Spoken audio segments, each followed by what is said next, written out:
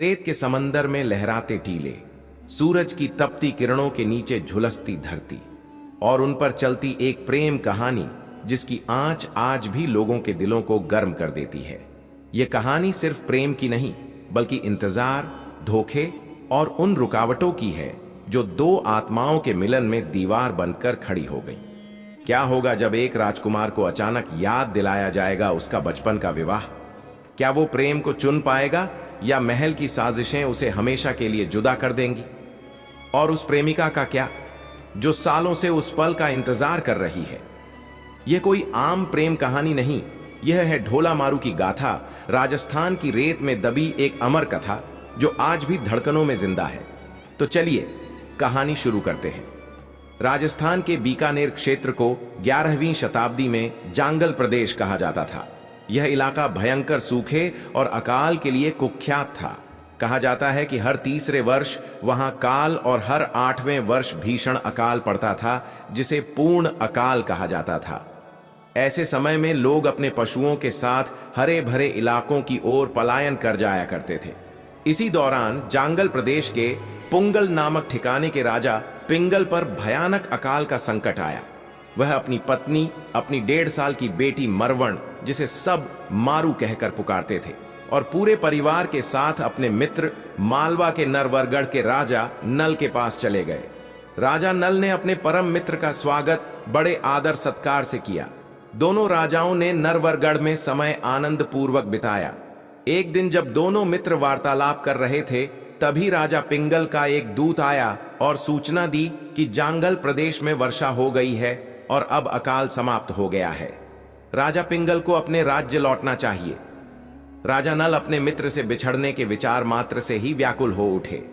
तभी उनकी नजर राजा पिंगल की बेटी मारू और अपने बेटे ढोला, जिसे 3 वर्ष की आयु में प्यार से ढोला कहा जाता था, पर पड़ी, जो साथ खेल रहे थे। उसी क्षण राजा नल ने प्रस्ताव रखा कि मारू और ढोला का विवाह कर दिया जाए ताकि मित्रता रिश्तेदारी में बदल जाए।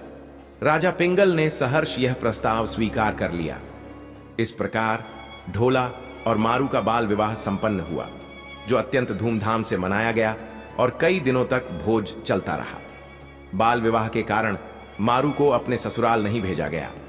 राजा पिंगल उसे वापस पुंगल ले आए, यह सोचकर कि जब ढोला जवान होगा तब वह मारू को लेने आएगा। राजस्थान में इस प्रथा को मुखलावा कहा जाता है। समय बीतता गया, ढोला और मारू जवान हो गए। मारू को जब अपने विवाह की सच्चाई झांत हुई, तब वह अपने पति ढोला के आने की प्रतीक्षा करने लगी। लेकिन इधर ढोला अपने विवाह को पूरी तरह भूल चुका था, क्योंकि राजा नल का देहांत हो चुका था और किसी ने भी ढोला को उसकी बाल विवाह की जानकारी नहीं दी थी। इस बीच ढोला का विवाह मालवा की एक अन्य राजकुमारी मालवणी से हो गया और वह अपने नए जीवन में व्यस्त हो गया। उधर मारू ढोला के इंतजार में दिन ब दिन उदास और कमजोर होती गई। उसके पिता राजा पिंगल ने यह देखकर अपने एक दूत को नरवरगढ़ भेजा ताकि वह ढोला को मारू का मुखलावा देने का संदेश दे आए। परंतु यह संदेश रानी मालवणी के हाथ लग गया, जिसने इसे पढ़ते ही षड्यंत्र रचना शुरू कर दिया। मालवणी ने अपने एक दूत को भेजकर मारू की सुंदरता की जांच करवाई। दूत ने लौटकर बताया कि उसने आज तक मारू जैसी सुंदर, विनम्र और चंचल स्त्री नहीं देखी। यह सुनकर मालवणी को भय हुआ कि मारू के आने से उसका वैवाहिक जीवन टूट जाएगा। अतः उसने आदेश दे दिया कि पुंगल से आने वाला कोई भी संदेश ढोला तक न पहुंचे। मालवणी के सैनिक पुंगल से आए हर दूत को रास्ते में ही मार देते थे। राजा पिंगल ने तब एक चतुर ढोली को बुलाकर उससे मारू का संदेश ढोला तक पहुंचाने का अनुरोध किया। ढोली ने वचन दिया कि वह यह कार्य अवश्य पूरा करेगा। मारू ने अपने हाथों से कुछ दोहे लिखकर ढोली को दिए। ढोली भिखारी के वेश में नरवरगढ़ की ओर रवाना हुआ और आखिरकार वह ढोला के महल तक पहुंच गया। महल के बाहर खड़े होकर ढोली ने मारू के दोहे गाना शुरू किया, जिनमें उसकी पीड़ा और प्रेम की व्यथा थी। यह मधुर आवाज ढोला के कानों में पड़ी और वह तुरंत ढोली को बुलवाता है। ढोली ने उसे सच्चाई बताई और मारू की व्यथा सुनाई। ढोला भाव विभोर हो गया और सच्चाई की पुष्टि करवाने के बाद तुरंत पुंगल रवाना हुआ। मारू को जब यह समाचार मिला कि ढोला आ रहा है, तो वह प्रसन्नता से झूम उठी।